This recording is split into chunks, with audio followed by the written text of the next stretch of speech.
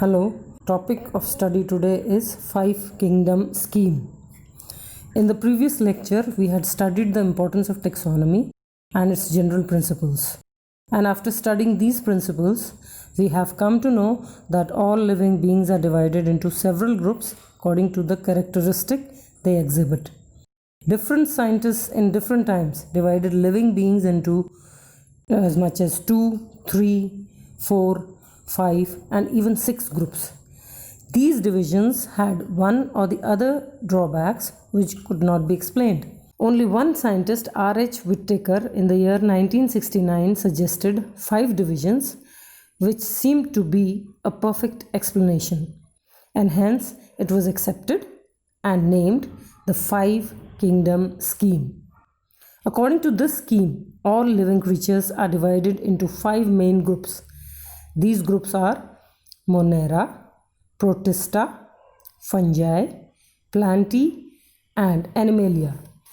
Now, we will have to understand the criteria on which Whittaker based his division, and these criterion are cell type, body organization, that is cellularity, cell wall presence and absence, and mode of nutrition. Now, as you can see, the 5 kingdom scheme system on the basis of type of cell is divided into prokaryotic and eukaryotic.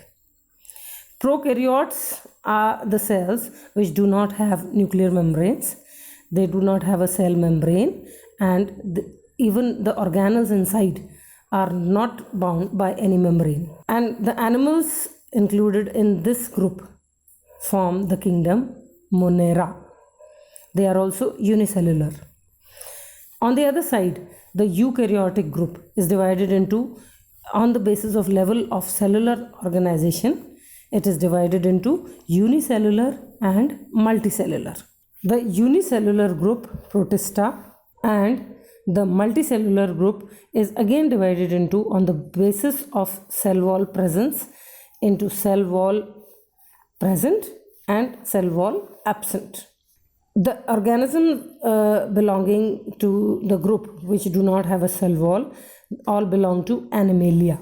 On the other side, the animals which are having cell wall are again divided on the basis of mode of nutrition, and the 2 groups formed are autotrophic and heterotrophic.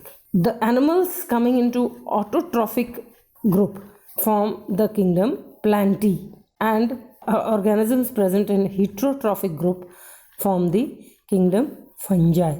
Now, in the next diagram, you can see the level of these all kingdom, where the Monera are the lowest, then come the Protista, then the Fungi and Plantae, and the last one is Animalia, the most advanced. Now, let's take these groups one by one and discuss their characteristics. The first group is Monera, and its characteristics are they are prokaryotic and they lack a nucleus and any kind of cell organelles.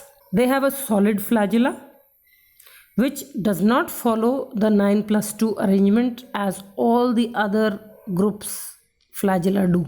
Their cell wall is made of murine and not of cellulose. They depict anaerobic photosynthesis. They have no meiotic division and no sexual reproduction. And the examples are bacteria and blue-green algae. And as the diagram is showing, they have the genetic material which is distributed in the cell, and it does not have a definite cell wall, so definite membrane. The other group, Protista, the second group, they are eukaryotic and they have the cell organelles present in their body. Their flagella depict the 9+2 arrangement, and the examples are protozoa and unicellular algae. And you can see in the diagram there is a definite cell wall and all the organelles inside are bounded by the different membranes. The third group is the plantae, and plantae includes all the plants from the minutest to the biggest plant. They are multicellular, eukaryotic. There is no locomotion depicted by this group. The cell wall is present, and the examples are all the autotrophic multicellular plants present on planet. The fourth group is the fungi group. These are multicellular organisms. They are eukaryotic.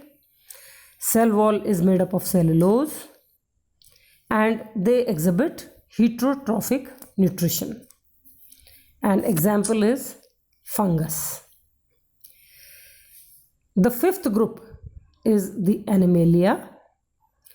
They are multicellular eukaryotic organisms.